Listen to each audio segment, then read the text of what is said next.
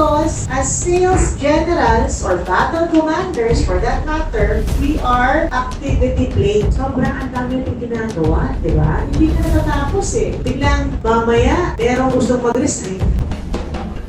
Or meron na reklamo, customer. Client, aalis, silipat sa kabila. Kung ano yung pinramis ng ahente natin, hindi natupad.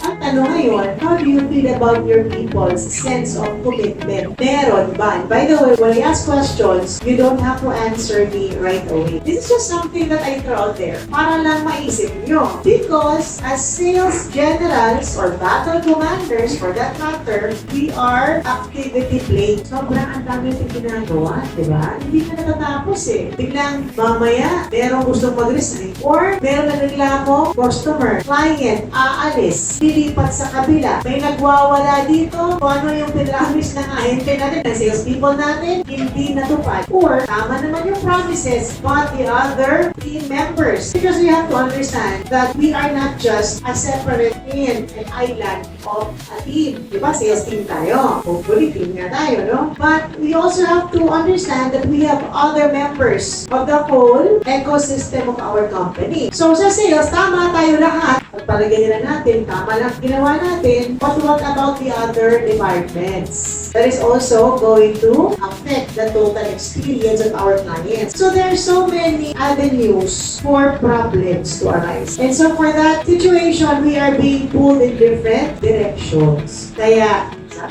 sometimes lang naman, you might be able to think about your people. Think, how are your people? Kasi targets tayo ng targets, di ba? Pero who will really work to achieve the targets? It's our sales people. And yet, they are hungry for our guidance. They are hungry for our feedback. Kaya niyo pa ba makipag-usap sa kanila? Na hindi lang about targets. Kasi it's one thing to talk about a particular account na dapat ito nakuha mo, right? It's also another thing for me, if I'm your salesperson, for me to have that one-on-one communication with you talking about my performance as a player. Kailan yung last na ginawa niyo ganyan?